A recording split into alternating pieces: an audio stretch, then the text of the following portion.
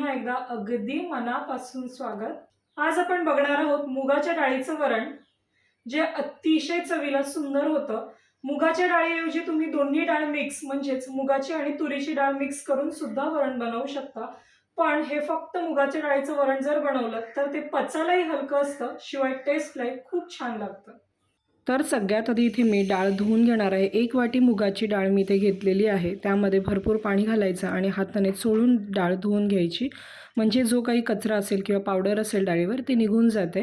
त्यानंतर स्वच्छ पाणी घालून याला आपण आता 4 शिट्ट्या काढून घेणार आहोत। त्यानंतर फोडणीसाठी आपण छोटंसं वाटण बनवून घेऊया। त्यासाठी इथे मी सुक्या खोबऱ्याचे काप घेतलेले आहेत। त्यामध्ये कोथिंबीर घ्यायची आहे, कोथिंबीर दांड्यासहित घ्यायची आहे। त्यानंतर इथे मी 10 ते 15 लसणाच्या पाकळ्या घेतलेल्या आहेत। यामध्ये अगदी थोडंसं पाणी घालून याची छान अशी पेस्ट बनवून घ्यायची। तुम्ही बघू शकता घट्ट अशी पेस्ट बनवून झालेली आहे। एका साईडला आपली डाळ सुद्धा आता मऊ शिजलेली आहे। त्यामध्ये पाणी घालून आता डाळ घोटून घेऊयात, म्हणजे डाळ पातळ होईल। घोटल्यामुळे डाळ छान अशी मिळून येते। त्यानंतर आता आपण फोडणी देऊयात। त्यासाठी एका भांड्यामध्ये मी तेल घेतलेलं आहे। त्यानंतर त्यामध्ये 1 चमचा मी मोहरी घालते। मोहरी छान तडतडू द्यायची आहे। त्यानंतर अर्धा चमचा जिरे घालायचे आहेत। मोहरी व्यवस्थित तडतडली तरच फोडणी छान बसते, नाहीतर मग मोहरी कच्ची लागते। त्यानंतर थोडंसं हिंग घालायचं। हिंग भाजल्यानंतर आपण कढीपत्त्याची पानं घालायची आहे। कढीपत्ता तळल्यानंतर इथे मी 5 हिरव्या मिरच्या घातलेल्या आहेत, ज्या मी उभ्या चिरून घेतलेल्या आहेत। त्यानंतर 1 टोमॅटो घालायचा आहे आणि हे सर्व तेलामध्ये व्यवस्थित परतून घ्यायचं आहे। त्यामुळे यामध्ये मिरच्या तळल्या जातात आणि त्याचा छान असा तिखटपणासुद्धा डाळीला येतो। आता आपण यामध्ये घालणार आहोत जे वाटण करून घेतले। वाटणाला अगदी तेल सुटेपर्यंत 1 ते 2 मिनटं व्यवस्थित परतून घ्यायचं आहे।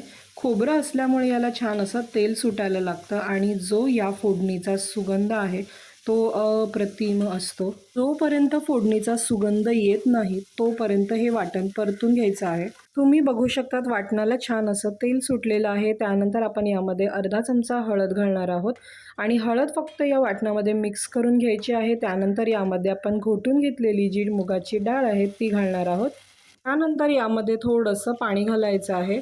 मुगाची डाळ ही पातळच असते आणि मुगाची डाळ जसजशी शिजेल तशी ती घट्ट होते। त्यामुळे आपण वरण हे पातळ असल्यामुळे यामध्ये अजून थोडं पाणी घालायचं। सगळ्यात शेवटी मीठ घालणार आहे आणि याला आता छान अशी उकळी काढून घ्यायची। 5 ते 10 मिनटं वरणाला छान अशी व्यवस्थित उकळी काढून घ्यायची। त्यानंतर आपण ते हलवून घेऊयात। वरतून कोथिंबीर घालायची। वाटणामध्ये तर कोथिंबीर घातलीच होती, त्यामुळे वरतून सुद्धा कोथिंबीर घातली की वरण छान लागतं। हलवून घेऊयात आणि आता मी गॅस बंद करणार आहे। तुम्ही बघू शकतात फोडणीचं वरण तयार झालेलं आहे, ज्या फोडणीचा खरंच खूप सुगंध छान सुटलेला आहे। मुगाच्या डाळीचं वरण आपलं बनवून तयार झालेलं आहे। या पद्धतीने तुम्ही सुद्धा वरण नक्की बनवून बघा, अतिशय चविष्ट झालेलं। मस्त असं गरमागरम भात, त्यावरती पातळ असं वरण आणि वरून घालायचं साजूक तूप। अतिशय टेस्टी होतं जेवण। त्याबरोबर तुम्ही तोंडी लावू शकता ते म्हणजे लोणचं किंवा पापड। तुम्ही सुद्धा या पद्धतीने मुगाच्या डाळीचं वरण नक्की करून बघा। कसं होतं ते मला कमेंटमध्ये कळवा आणि जर माझा व्हिडिओ आवडला असेल तर प्लीज व्हिडिओला लाईक, शेअर, सबस्क्राईब नक्की करा।